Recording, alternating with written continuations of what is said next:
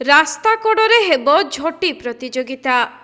Baleshwar सहरर police line छक ठारू ITI छक पर्यंत आसंता 19 तारिख रे एही झोटी प्रतियोगिता एवं प्रदर्शनी अनुष्ठित हेबाकु थिबा बेले आयोजित एक सांबादिक सम्मेलन जरिया उत्कलीय झोटी प्रतिष्ठान पक्षरु सूचना दिया जायछि। एथर झोटी उत्कल झोटी प्रतिष्ठान तरफ जो झोटी महोत्सव करा सबुथर आम नसीर करूँ 2014 कार्यक्रम करुचु किंतु एई वर्ष आम सिद्धांत कलु जे पुलिस लाइन छकरू आईटीआई छक रास्तार करूँ जोटा कि रास्तार बाम पार्श्व जो ये अच्छी जोटा कि सहदेव खुंटा थाना अंतर्भुक्त एवं से एसपी साहेब को आम देखा करके जो कहलु कलेक्टर को देखा कर कहलु बहुत उत्साहित से खुशी अच्छा समस्त प्रकार सहयोग करेंगे प्रतिश्रुति एवं ये जो संस्कृति परंपरा जहाँ कि आज अस्मिता ना ओडिया अस्मिता ना आम सब किसी करूँ किंतु धीरे धीरे आम अनुभव कर सब बुड़ी जाऊँगी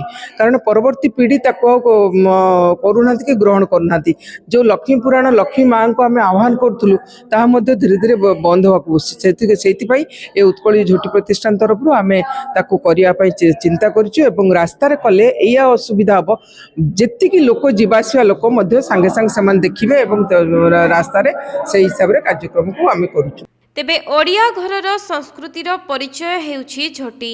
एहार प्रचार प्रसार पई उत्कलीय झोटी प्रतिष्ठान पक्षरु बांपदा नसी बिजनेस पार्क रे झोटी प्रतियोगिता करा जाय थाए।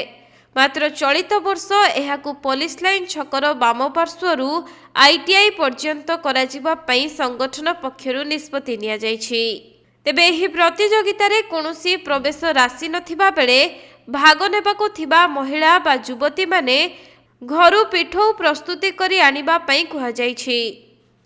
तेबे कृति प्रतियोगी मानक मध्यरु प्रथम प्रतियोगी को 3000 टंका, द्वितीय प्रतियोगी को 2000 और तृतीय प्रतियोगी को 1000 टंका सहित 20 जन को सांत्वनामूलक पुरस्कार भावे 200 टंका प्रदान करा जिवो बोली संगठनर सदस्य माने सूचना दैछन्ति।